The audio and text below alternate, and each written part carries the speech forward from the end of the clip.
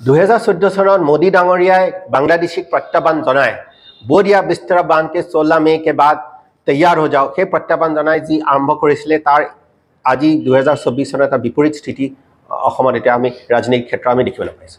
সেই প্ৰত্যাহ্বান জনাইছিলে কিন্তু তাৰ পিছত এনআৰসি বিফল হ'ল তাৰ পিছত কা আনিলে আৰু এটা 2024 চনত এটা আমাৰ এনেকুৱা এটা পৰিস্থিতি পাইছো যে যি কংগ্ৰেছৰ পৰা আমাৰ বৰ্তমান মুখ্যমন্ত্ৰী শ্ৰীমন্ত বিশ্ব শৰ্মা এটা সাহস কৰিছে যে তেওঁ বাংলাদেশী মুছলমানক বাংলাদেশী মিয়া তেওঁ এতিয়া পথ প্ৰদৰ্শন কৰিছে যে তেওঁলোকে কেনেকৈ খিলঞ্জীয়া হ'ব পাৰে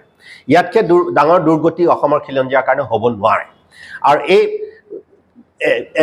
এনআৰসি বিফলতা তেওঁলোকে কোনো দায়িত্ব নলয় এনআৰসি বিফল হ'ল কেৱল কাৰ কাৰণে বিফল হ'ল কিন্তু এনআৰসিত গাফিলতি হৈছিলে এনআৰসিত প্ৰমঞ্চনা হৈছিলে অধিক সংখ্যক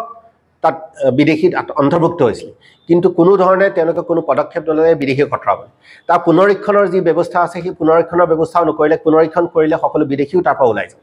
কিন্তু সেইটো তেওঁলোকে ব্যৱস্থা নকৰে অথচ তেওঁলোকে কাক গুৰুত্ব দি কেনেকৈ 3-4 লাখ 5 লাখ 6 লাখ তেওঁলোকে হিন্দু বাংলাদেশীক তেওঁলোকে নাগৰিকত্ব দিব লাগে সেইটো তেওঁলোকৰ প্ৰচেষ্টা চলি এতিয়া আমি যদি চাবলৈ যাওঁ সৰ্বানন্দ সোণোৱালে এফালে কৈছে যে কা কোনো ধৰণে অসমৰ খিলঞ্জীয়াক অপকাৰ নকৰে হিমন্ত বিশ্ব শৰ্মাই কয় যে 5 লাখে বিদেশী আহিব 5 লাখ বিদেশী হৈছে মিচিং জনজাতিৰ সমান যি তেওঁলোকে এটা মিচিং জনজাতিৰ সমান এটা জনসংখ্যাক অসমৰ ওপৰত তাৰমানে তেওঁলোকে জাপি দিছে ইয়াৰ এতিয়া সম্পূৰ্ণ এটা প্ৰতিকাৰ হৈছে যি আমি 71 চনলৈকে অসম চুক্তি কৰি আমি বিদেশী ললো এনআৰসিত যি বিদেশী অন্তৰ্ভুক্ত হ'ল তাৰ পিছত যি এটা কাৰ দ্বাৰা বিদেশী আহিব তাৰ এটাই প্ৰতিকাৰ আছে যে 51 চনৰ এনআৰসি ভিত্তিত ভূমি চাকৰি সংৰক্ষণ দিবলৈ যোনটো এই চৰকাৰে গঠন কৰা 6 নম্বৰ দফা কমিটিত ইতিমধ্যে তেওঁলোকে প্ৰতিবেদন দিয়া হৈছে কিন্তু সেইখিনিও তেওঁলোকে গ্ৰহণ নকৰে কিন্তু তেওঁলোকে দেখিছে যে তেওঁ খিলঞ্জীয়াত তেওঁলোকৰ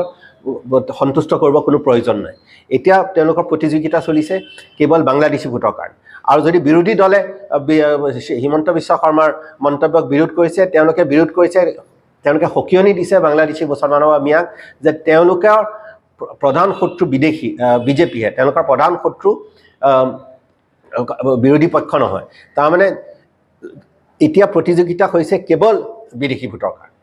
এই এনে পৰিস্থিতিত যি খিলঞ্জীয়া আমি এতিয়া 2040 চনত আমি সংখ্যালঘু হোৱাত পৰিণত হৈছোঁ আমাৰ কোনো সংৰক্ষণৰ ব্যৱস্থা নকৰে এনআৰসি কোনো পুনৰীক্ষণৰ ব্যৱস্থা নকৰে সেইকাৰণে আমাৰ খিলঞ্জীয়া লোকে আৰু কোনো দল এইটো পক্ষত নাই কোনো দলৰ সেইটো মেনিফেষ্টত নাই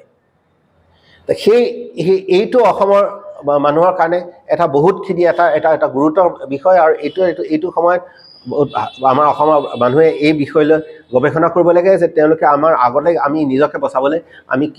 কেনেকুৱা ধৰণৰ আমি পদক্ষেপ ল'ব লাগিব কি স্থিতি ল'ব হৈ থাকে আমি এই অধপতন আমি সামাজিক স্তৰটো দেখিছোঁ এতিয়া বিজেপিক আমি বাছি পেলাই আনিছিলোঁ যে তেওঁলোকে এটা কংগ্ৰেছৰ যি কৰাপশ্যন আছিলে তাৰ পৰা আমি এটা ৰাইজে সকাহ পাব এতিয়া তেওঁলোকে এখন এনেকুৱা ধৰণৰ তেওঁলোকে আগতে কংগ্ৰেছত যি চিণ্ডিকেট কৰা নেতা আছিলে সকলো আমাৰ ওপৰতে জাপি দিলে মুখ্যমন্ত্ৰী কৰি পেলাই আৰু এতিয়া অসমত এতিয়া কেৱল এতিয়া চুৰ চিণ্ডিকেটৰ চৰকাৰহে চলি